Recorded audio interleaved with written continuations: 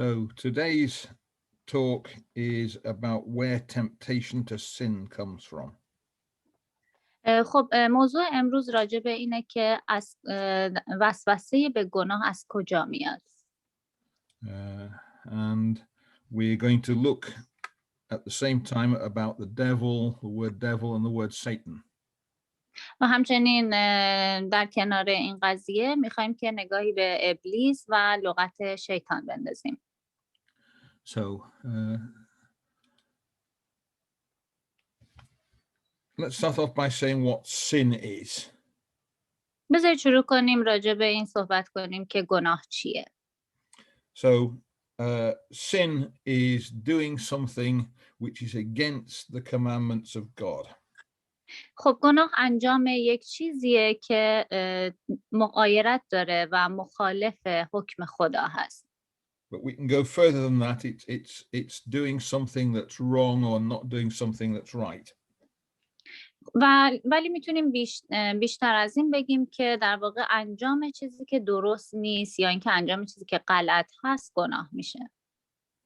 So if we want a definition from the Bible, let's look in the first letter of John. اگر که میخوایم که تعریفی از کتاب مقدس براتون بیاریم بهتره که به نامه اول یوحنا نگاه کنیم. So it's 1 John chapter 3 and verse 4. پس اول یوحنا باب 3 آیه 4. So if someone could read that, please. ممنون میشم یکی از دوستان برامون بخونن اول یوحنا باب 3 آیه 4 رو. هر کس در گناه زندگی می‌کند برخلاف شریعت عمل می‌کند. گناه به واقع مخالفت با شریعت است. So in the Bible we find that God defines a fairly simple set of moral principles. We can work that out into very detailed rules, but basically there's a simple principle. خب ما توی کتاب مقدس میتونیم بفهمیم که خداوند یک سری اصول پایه‌ای خیلی ساده‌ای رو برای ما در نظر گرفته. البته که خب جزئیات عمیق‌تری داره ولی اگه بخوایم پایه‌اش رو در نظر بگیریم خیلی ساده هست. And if we break this rule of right and wrong, then we are committing sin. و وقتی که ما این قوانین درست و غلط رو بشکنیم خب اون موقع است که ما مرتکب گناه شدیم.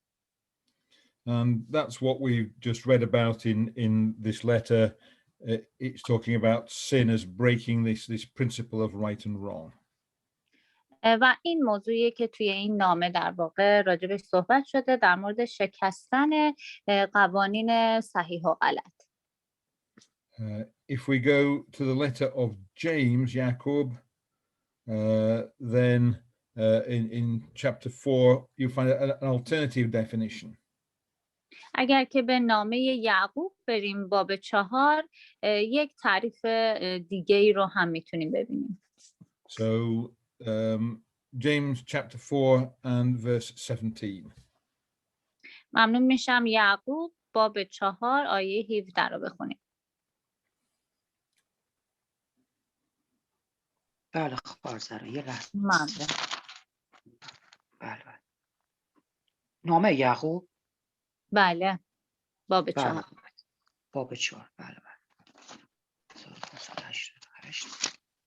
1588.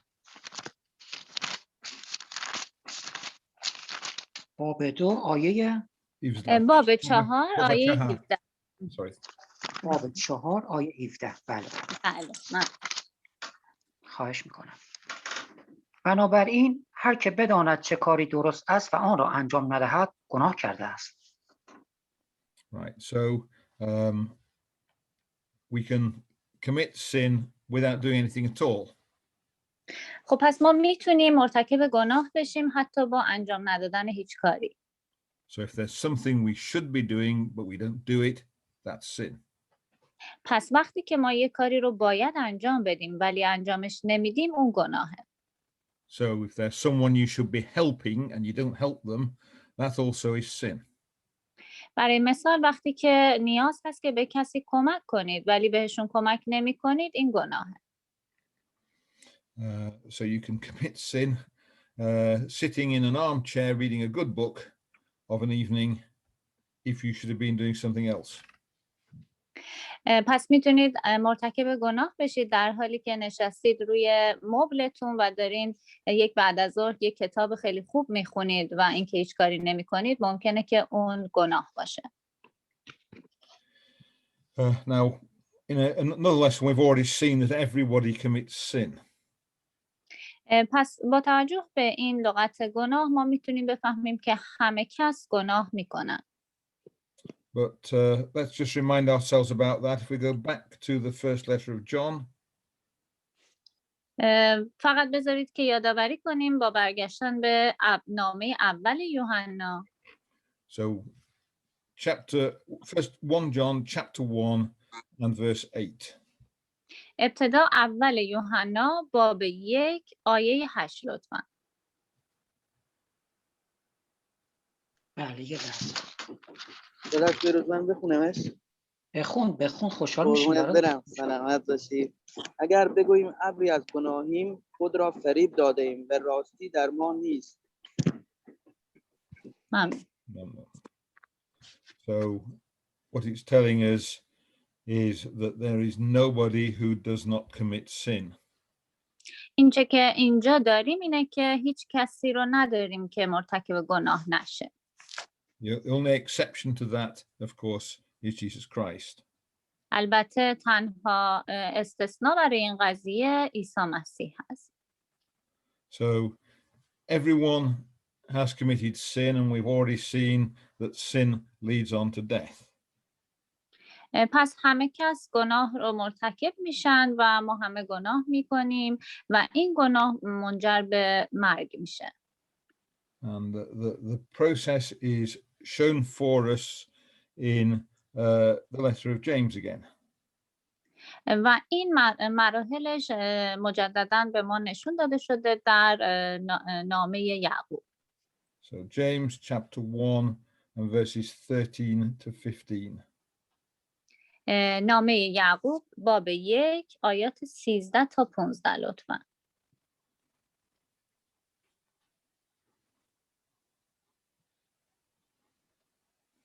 آیه 1 13 تا 15. باب 1 بله باب 1 آیات 13 14 و 15. پس اندیشه خود را آماده عمل ساخته با خویشتن‌داری امید خود را یکسره بر فیضی بنهید که به هنگام ظهور عیسی مسیح به شما عطا خواهد شد.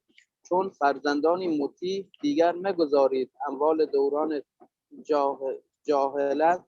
جهالت به زندگیتان شکل دهد، بلکه همچون آن قدوس که شما را فراخوانده است شما نیز در همه رفتار خویش مقدس باشید.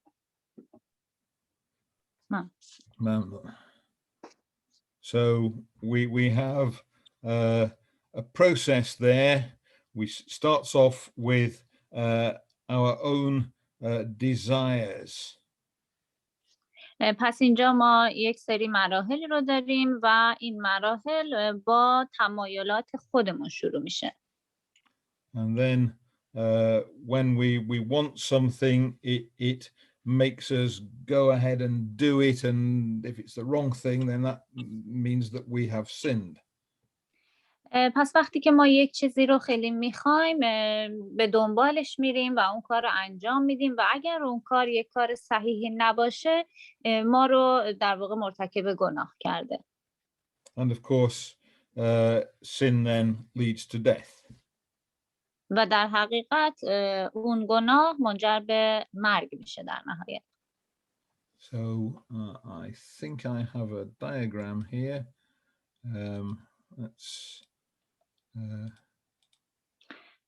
look at it. So we start off with our thoughts inside our mind. خب اینجا یه نموداری رو داریم که اگه بهش نگاه کنید میبینیم که شروع این قضیه از افکار ماه. And that leads on to us committing sin. و این افکار ماه که ما رو در واقع به سمت گناه سوق میده. It doesn't always happen like that. If I am hungry, then I have the desire to eat. If I go and cook myself some food and eat it, that's not wrong. که البته همیشه به گناه منجر نمیشه. برای مثال وقتی که من گرسنه هستم در واقع فکر میکنم بهش و میرم و غذا رو تهیه میکنم و میخورم که این کار غلطی نیست. But if I go and steal somebody else's food because I'm hungry, then that is wrong. That leads to sin. ولی اگر که من برم و غذای دیگری رو بدزدم و بخورم به صرف این که گرسنه هستم، خب این گناه هست و این افکار ما رو به گناه کشونده. And then it says sin leads on to death. پس بنابراین اینجاست که میگیم که گناه منجر به مرگ میشه. And of course, this process that where our thoughts lead on to sin, that's temptation. پس بنابراین این مراحلی که افکار ما به گناه ما رو میکشونه، این رو ما وسوسه میگیم. So the point is that temptation comes from the desires in our mind. و نکته اینجاست که وسوسه از تمایلات درون ذهن ما میاد.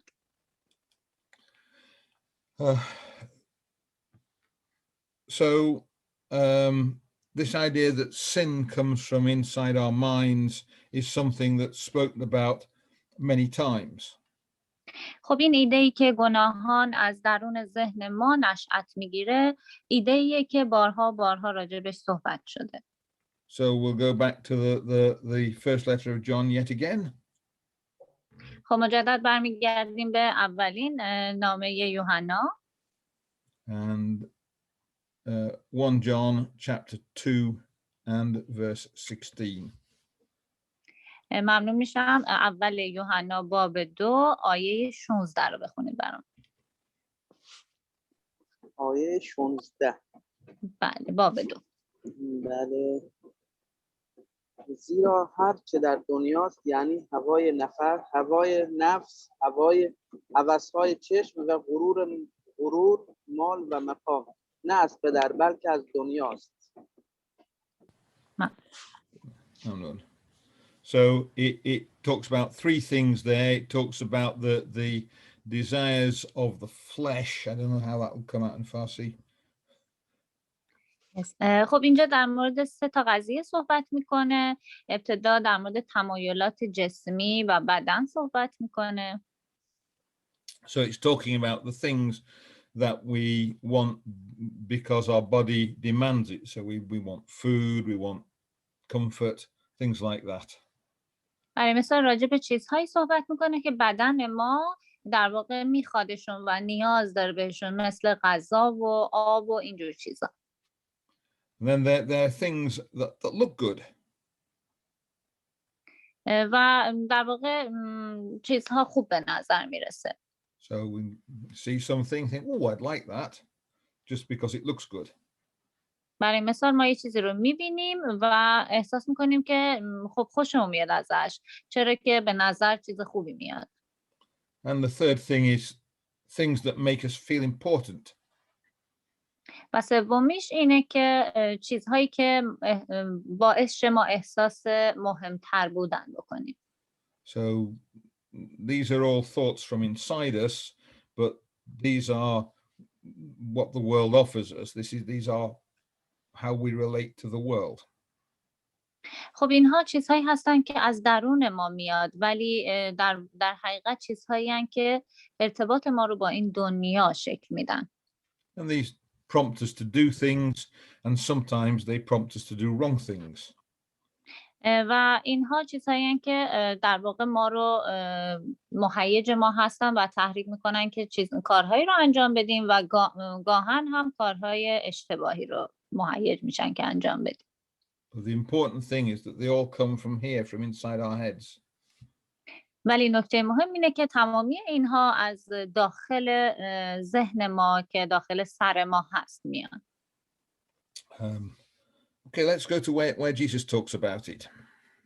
خب بریم ببینیم کجا عیسی مسیح راجبش صحبت کرده.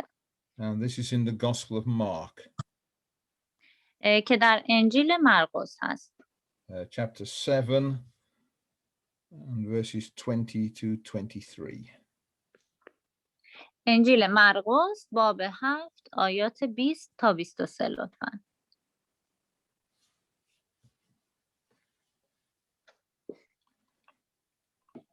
20 و 20 تا 23. بله 20 تا 23. او باب ادامه داد آنچه از درون آدمی بیرون میآید آن است که او را نجس می‌سازد، زیرا اینهاست آنچه از درون و دل انسان بیرون میآید: افکار پلید، بی‌عفتی، دزدی، قتل، زنا، طمع، بدخواهی، حیله، هرزگی، حسادت، تهمت، تکبر و حماقت. اینها بدیها همه از درون سرچشمه میگیرند و آدمی را نجس می‌سازند.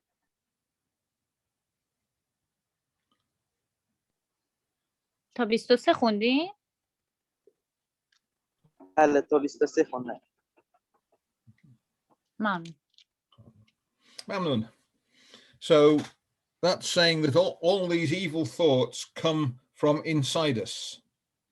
خب اینجا میگه که تمام این چیزهای پلید از داخل ما میاد. And it talks about coming from the heart. و همچنین در مورد اومدن از قلب صحبت میکنه. And in the Bible, the heart is where our most secret inside thoughts are. و در کتاب مقدس مفهوم قلب اون جاییه که تمام رازهای درون ما از اونجا میاد. And it says that it's our secret thoughts that lead to all these dreadful things.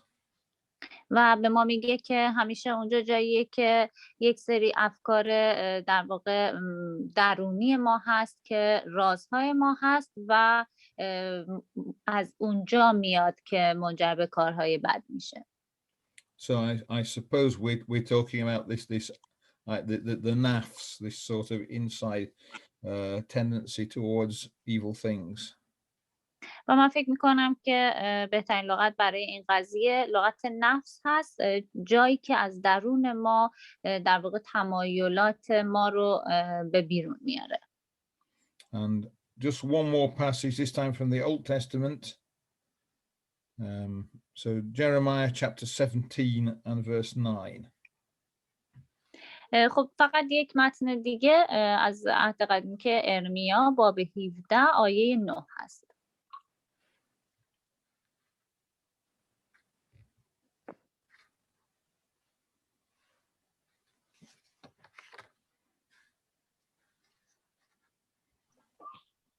فارس آیه چی است ارمیا؟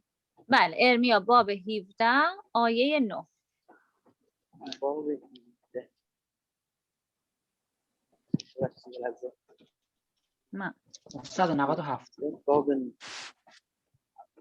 دل از همه چیز فریبنده تر است و بسیار بیمار. کیست که آن را بشناسد؟ ممنون. So it's saying that our innermost thoughts will deceive us. خب اینجا میگه که افکار ما رو فریب میده. And that's what leads us on to temptation and in the end to sin. و این چیزیه که ما رو به وسوسه میندازه و در نهایت به گناه. So that gives us an idea that we can use to define what we mean when we talk about the devil. خب همه اینها ما رو به ایده‌ای میبره که بتونیم مفهوم ابلیس رو درک کنیم. That's right. So we've got the devil is the thing that tempts us to sin. خب ابلیس چیزیه که ما رو وسوسه میکنه برای گناه کردن. And well, we all know about temptation coming from the devil. It happened with Jesus. If you look in Matthew chapter 4 and verse 1. خب ما همه میدونیم که در واقع وسوسه ها توسط ابلیس انجام میشه و در واقع وسوسه است که منجر میشه که ما بخوایم گناه کنیم. اگر که در مورد عیسی مسیح بخوایم وسوسه شدنش رو بدونیم در متی باب 4 آیه 1 هست. ممنون میشم بخونید برامون متی باب 4 آیه 1. بله. آنگاه روح عیسی را به بیابان هدایت کرد تا ابلیس وسوسه‌اش کند. Yeah. So Jesus is tempted by the devil. We're all tempted by the devil. خب پس عیسی توسط ابلیس وسوسه شد که همه ما توسط ابلیس وسوسه میشیم. But we know that we're tempted by our own human nature. ولی ما میدونیم که همه ما وسوسه میشیم توسط ذات بشری خودمون. So that would tell us that the devil is part of our human nature. پس این قضیه به ما میگه که ابلیس بخشی از ذات بشری خودمون هست.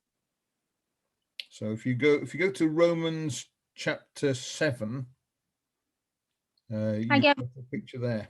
Sorry. Yeah. اگر بریم به رومیان باب 7 یک تصویری از این قضیه رو اونجا میبینیم. So if we read Romans chapter 7 verses 17 to 20. ممنون میشم. رومیان باب 7 آیات 17 تا 20 رو ببخشید پیداش نمی‌کنم. 1468 1468 20 رو هم بخونید. 17 18 19 20.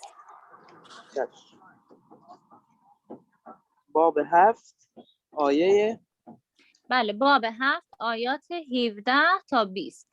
بله. در این صورت دیگر من نیستم که آن عمل را انجام میدهم، بلکه گناهی است که در من ساکن است.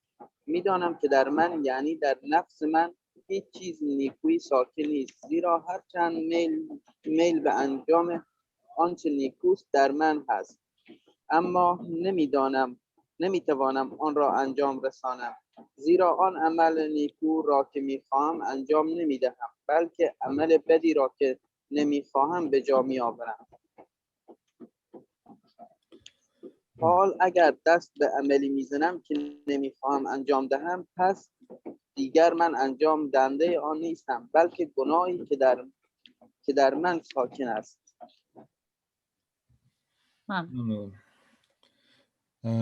So here it's talking again, he's saying he wants to do the right thing, but he keeps on doing the wrong thing. خب اینجا مجدد داره میگه که اون میخواد که کار درست رو انجام بده ولی مدام هی کار غلط رو انجام میده.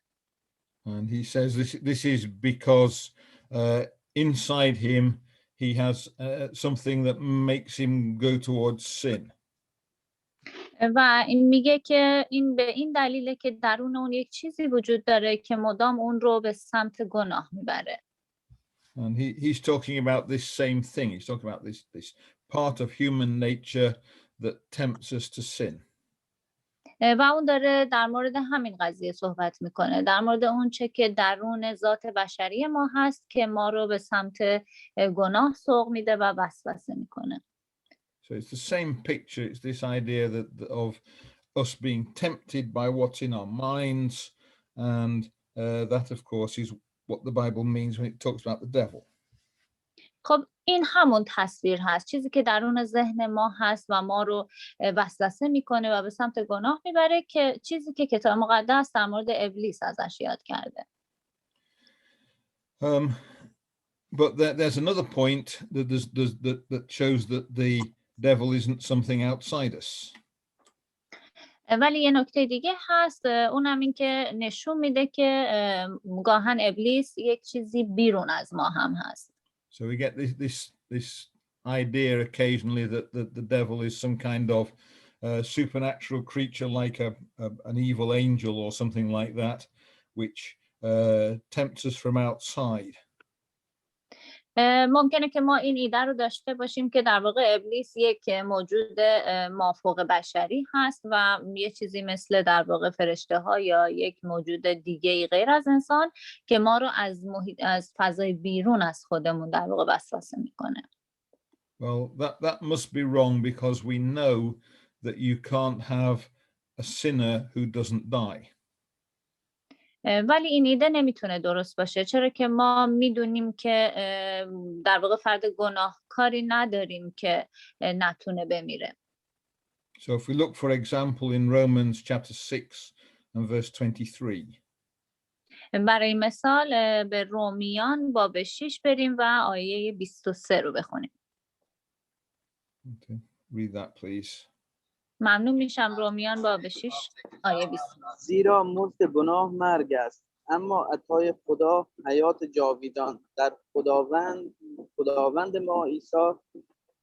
خداوند ما مسیح عیسی است. Mamnun. So it says the wages of sin is death, so any sinner must die. خب اینجا میگه که مزد گناه مرگه، پس بنابراین تمام گناهکاران باید بمیرن. And if there was some creature that tempted everyone to sin, that would be a sinful creature. پس اگر که یک موجودی باشه که همه رو به سمت گناه سوق میده، پس اون میبایستی که یک موجود در واقع گناهکار و میرا باشه. So if there was a creature that tempted us to sin, that creature would die, and we wouldn't have to bother about it anymore. پس اگر که موجودی باشه که اون موجود ما رو به سمت گناه وسوسه کنه، پس اون موجود میبایستی که بمیره و ما این قضیه رو مطمئن هستیم. Of course, the tendency to sin does die because it's part of us and we die. پس ما میدونیم که تمایل به گناه میمیره و این میتونه بخشی از ما باشه، چرا که ما هم میمیریم. So what we're saying is there can't be some supernatural evil creature that tempts us to sin, because if there was, it would die. اون چه که اینجا ما میخوایم بگیم اینه که این موجود نمیتونه یه موجود مافوق بشری و در واقع ماورایی باشه و نامیرا باشه، چرا که موجودی که ما رو به گناه سوق میده در واقع مثل ما، چون ما هم میمیریم اون هم میرا هست. Okay, so let's think about the word Satan. خب اجازه بدید به لغت شیطان بپردازیم. So this is a Hebrew word to start off with. خب این یه لغت در واقع عبری هست که باهاش شروع میکنیم. And it's just the ordinary word that means an enemy or an opponent. و این یک لغت معمولی هست که به معنی دشمن یا حریف هست. And we illustrate this by looking in, let's look in 1 Chronicles chapter 21 and verse 1. خب اجازه بدید که به اول تواریخ بریم، باب 21 آیه 1 لطفا.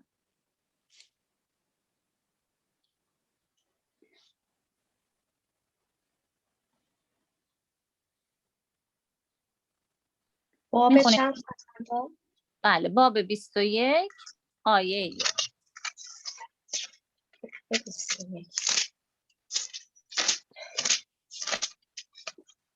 Actually, if you go on and read verse 2 as well. Yes. ممنون میشم آیه 2 رو هم بخونید، 1 و 2. بله. آنگاه شیطان بر ضد اسرائیل برخاسته داوود را برانگیخت تا اسرائیل را سرشماری کند. پس داوود به یوآب و به سرداران لشکر گفت بروید و قوم اسرائیل را از بئر شبع تا دان بشمارید و مرا خبر دهید تا شمارششان را بدانم. So it's an incident where David decides to count all the people in Israel from Beersheba, which is the south, the town that's furthest south, to Dan, which is the town which is furthest in the north. خب اینجا اتفاقیه که در واقع داوود تصمیم میگیره که تمام افراد رو در اسرائیل بشمره که در شیبا که در سمت جنوبی، در سمت پایینی قرار داره تا سمت شمال. And you have to ask, why did David decide to do that? And it says that Satan stood up against Israel and persuaded David to do this. و در واقع دلیلی که ذکر شده که داوود میخواسته این کار رو انجام بده چرا که شیطان در واقع در مقابل اونها وایساده و مجاب کرده داوود رو که این کار رو انجام بده. Now there's another account of the same incident in 2 Samuel. و گونه دیگه از این اتفاق در دوم سموئیل هست. So 2 Samuel chapter 24 and again verses 1 and 2. ممنون میشم دوم سموئیل باب 24 آیات 1 و 2 رو مجدد بخونیم.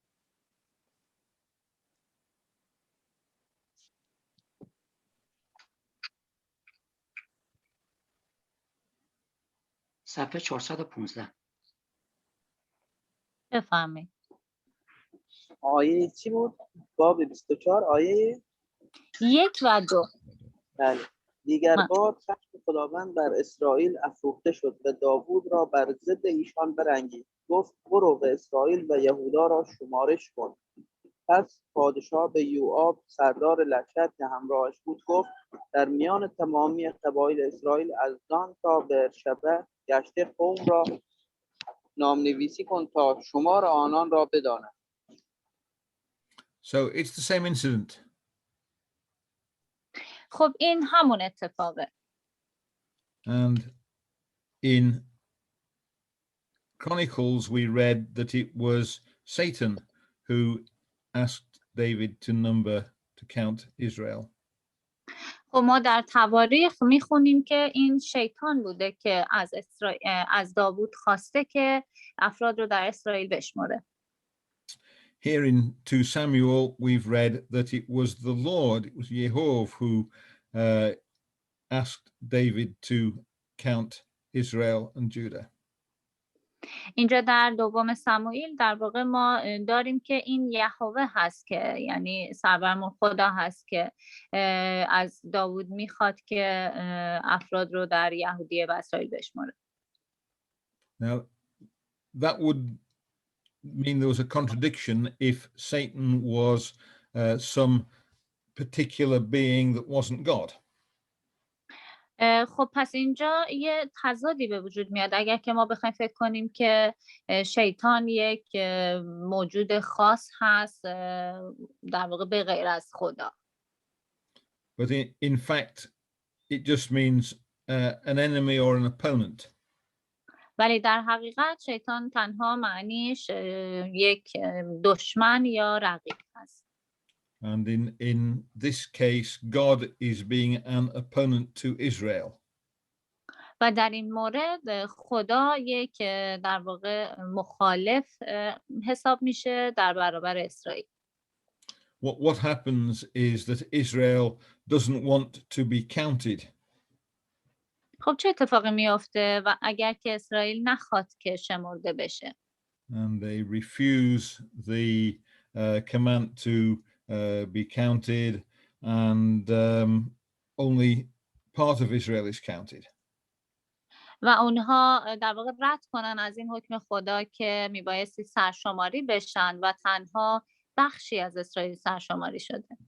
And in the law of Moses there was a penalty that God would bring if they didn't count everybody. و در شریعت موسی یک در واقع مجازاتی هست، یک جریمه هست و که خدا تعیین کرده برای کسی که اگر که همه تو سرشماری شرکت نکنن. And having refused to be counted, Israel suffers that penalty. و اگر که اسرائیل در واقع رد کنه که سرشماری بشه منجر در واقع اون مجازات بهش میرسه. But the important point is that it is God who is the opponent to Israel. ولی نکته مهم اینه که این خداست که در مقابل اسرائیل وایساده. And the word just means that. It just means opponent. So it doesn't mean a particular, a specific creature. It's anyone who opposes themselves. و این لغت فقط همین معنی رو داره، معنی یک مخالف، یک حریف، نه اینکه در واقع مفهوم یک موجود ماورایی رو داشته باشه. And we get the same thing in the New Testament. و ما همین موضوع رو در عهد جدید هم داریم. So I'm going to look in Matthew chapter 16.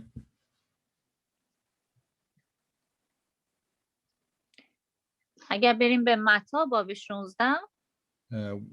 In a moment we'll read it, but let me say something about it first. We're going to read verses 22 and 23, but only in a moment. Yes. خب البته میخونیمش، ولی الان میخوام یه چیزی بگم قبلش، بعد میریم که متی باب 16 رو بخونیم، آیات 22 و 23.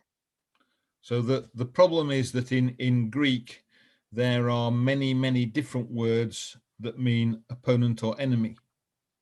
خب مشکل اینجاست که در یونانی لغات بسیار زیادی وجود داره که به معنی دشمن یا حریف هست. So there are special words that mean an enemy who is taking you to law. خب در واقع یک لغت خاصی هست به معنی دشمنی که شما رو در واقع به شریعت یا قانون میبره. Or there's a word that means an enemy that lives nearby. و لغتی هست که به معنی دشمنی هست که در نزدیکی شما زندگی میکنه.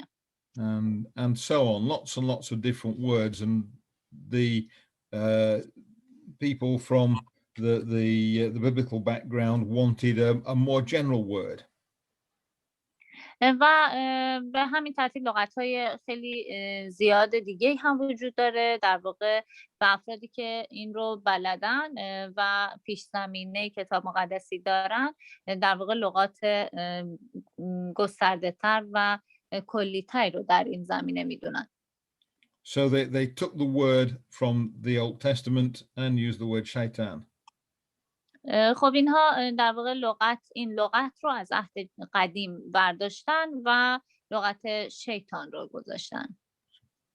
And you can see that here in Matthew chapter 16. So if someone could read verses 22 and 23. خب این موضوع رو در متی باب 16 میتونید ببینید و ممنون میشم برامون متی باب 16 آیات 22 و 23 رو بخونید. بله. ما پتروس او را به کناری سرورم، مباد که چنین چیزی هرگز بر تو واقع شود. عیسی روی برگردانیده به او گفت دور شو از من ای شیطان، تو مانع راه منی، زیرا افکار تو انسانی است نه الهی.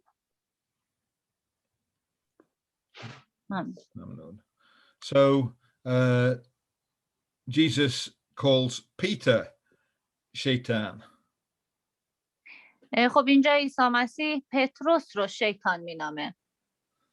And it's very certain it is Peter. It's not someone who is suggesting that Peter does something wrong. خب خیلی مطمئنیم که این خود پتروس هست، نه اینکه کسی که در واقع پتروس رو به کار اشتباهی سوق داده. So first of all, the passage says Jesus said this to Peter. در ابتدای متن میبینیم که میگه عیسی این رو به پتروس گفت. And he ends up saying, you're not thinking thoughts from God, but on thoughts that come from man. و در نهایت میبینیم که میگه که تو افکارت از سمت خدا نیست بلکه بشری هست.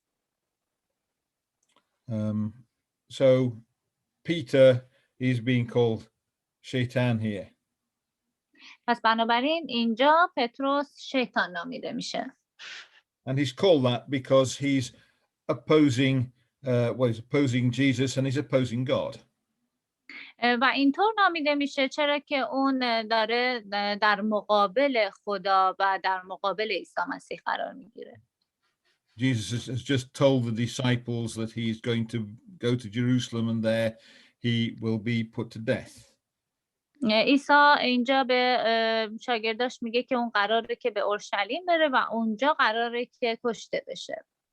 And Peter's saying, no, that mustn't happen. We have to stop that. و پتروس میگفته که نه این اتفاق نباید بیفته و میخواسته که مانع این بشه. And Jesus says, no, you're opposing me. you're an enemy to me at this moment. و اینجا عیسی مسیح بهش میگه که تو داری با من مخالفت میکنی، پس اینجا تو این لحظه تو دشمن منی. There are, again, plenty of places in the New Testament where you can see that the word shaitan is referring to someone who is not against God. و جاهای زیادی در عهد جدید مجدد داریم که به شیطان در واقع به کسی اشاره شده که مخالف خدا هست. So one of the example of that, 1 Corinthians chapter 5 and verse 5. یکی از مثال‌های این قضیه در اول قرنتیان باب 5 آیه 5 هست.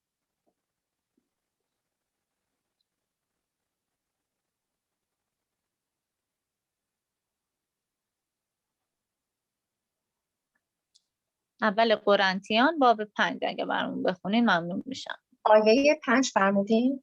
بله مرسی. این مرد را به شیطان بسپارید تا با نابودی نفس گناهکار روح در روز خداوند عیسی نجات یابد. Right. ممنون.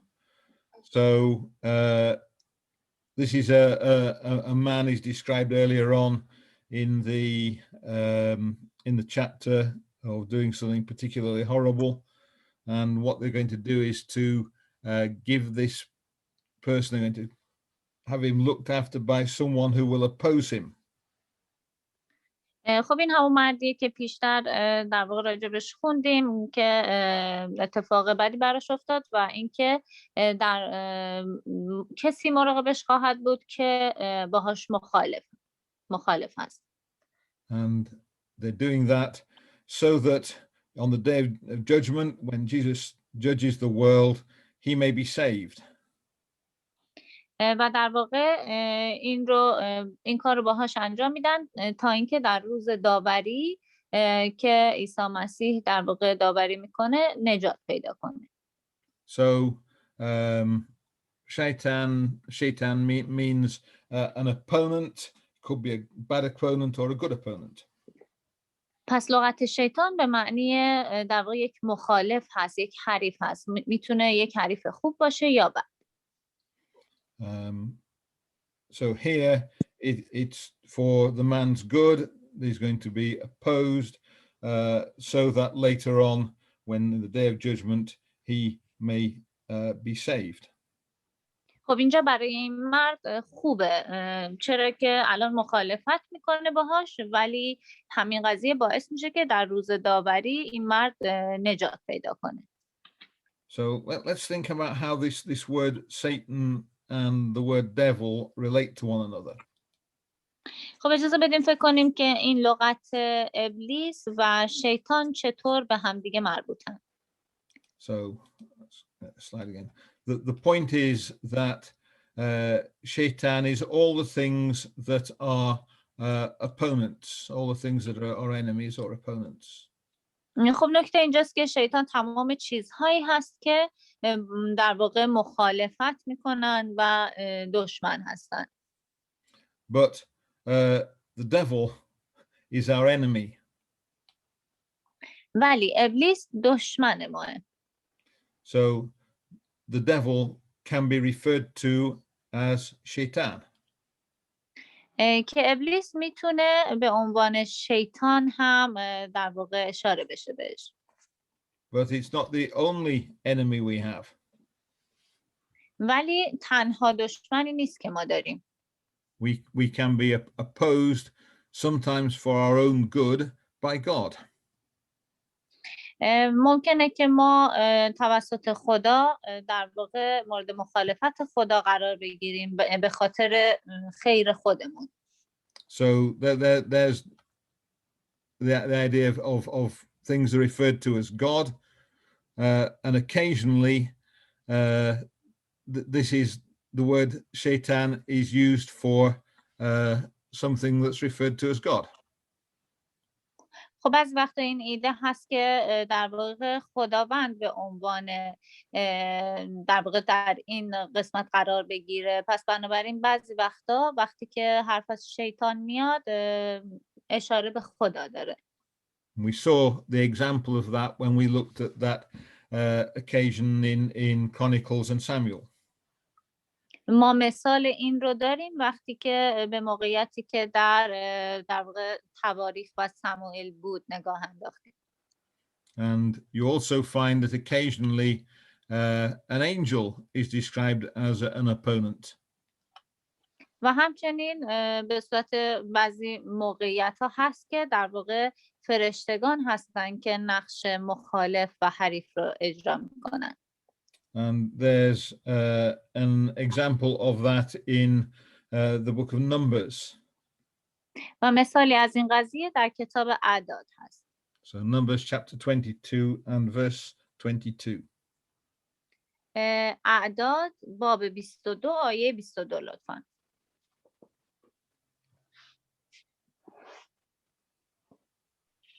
اما خشم خدا به سبب رفتن بلعام برافروخته شد و فرشته خداوند بر سر راه برای مقابله با وی موضع گرفت. بلعام بر الاغ خویش سوار بود و 2 نوکر او نیز همراهش بودند. So here it says the angel of the Lord stood in his way as his opponent. اینجا میگه که فرشته خدا بر سر راهش به عنوان مخالف قرار گرفته. But the Hebrew word that gets translated as opponent there is the word shatan. ولی لغت عبری که اینجا به عنوان اون مخالف ترجمه شده استفاده از لغت شیطان هست. So here we've got an angel of the Lord described as shaitan, although it just means he was opposing the prophet Balaam. خب اینجا ما فرشته خدا رو داریم که در واقع به عنوان مخالف قرار گرفته و به عنوان شیطان ازش یاد شده، چرا که داره مخالفت میکنه و در راه پیامبر به نام بیلام قرار گرفته. And in fact the angel was making sure that Balaam did the right thing and not what Balaam wanted to do. و اینجا فرشته میخواد که مطمئن بشه که بیلام داره کار درست رو میکنه، کاری که نمیخواسته انجام بده. Right, so finish with the diagram. So let's think of the practical meaning. What we've learned is that temptation to sin comes from inside our own minds. خب اجازه بدید که نگاهی به در واقع از عملی این قضیه بندازیم. ما منظورمون چی هست وقتی که میگیم که این ایده وسوسه از ذهن ما میاد؟ And that has an important practical point to it. این قضیه یک نکته مهم عملی داره برای ما. Because it means we can't trust our own minds. چرا که به واسطه اون ما نمیتونیم به ذهن خودمون اعتماد کنیم. So if we decide something seems like a really good idea, why not do it? We ought to think again just in case. چرا که برای مثال وقتی که ما یک ذهنیتی داریم که فکر میکنیم یک کاری خیلی خوبه، چرا خب انجامش ندیم، بذار انجامش بدیم، این ممکنه که در این مورد باشه. Because it might be that our mind is leading us to do wrong things. چرا که ممکنه ذهن ما باشه که داره ما رو به سمت یک کار اشتباه سوق میده. So that's the important practical point about it, that we must think about things before we do them, decide whether we're doing the right thing or the wrong thing. و این یک نکته عملی میتونه باشه در این خصوص که ما قبل از اینکه یک کاری رو انجام بدیم بهش فکر کنیم و به اینکه آیا این کار صحیحه یا غلطه. So, quick summary of what we've seen. First thing we saw is that sin is a failure to follow God's law, and that leads on to death. خب یه خلاصه اجمالی کنیم از اونچه که گفتیم. اولین نکته این که گناه در واقع یک چیزیه که ما شکست میخوریم در برابر اجرای فرامین خدا. Second thing we saw is that temptation to sin comes from within ourselves. و دومین نکته‌ای که راجع بهش صحبت کردیم این که در واقع وسوسه به گناه از داخل ما میاد، از درون ما میاد. And when we read about the devil in the Bible, that's what it's talking about. It's talking about the bit of our character that makes us do things that are wrong. و وقتی که در مورد ابلیس در کتاب مقدس میخونیم همون شخصیتی رو به ما اشاره میده که اونچه که باعث میشه ما یک کار اشتباهی رو انجام بدیم. And the last point is the practical one, that if we are going to do something, it's worthwhile just thinking about it first and making sure that it really is the right thing to do. و آخرین نکته هم که همون نکته عملی هست که برای ما بهتره وقتی که میخوایم یک کاری رو انجام بدیم در ابتدا بهش فکر کنیم که ببینیم آیا این یک کار درستیه برای انجام دادن یا نه، بعد انجامش بدیم. So, thank you. خب ممنونم دوستان.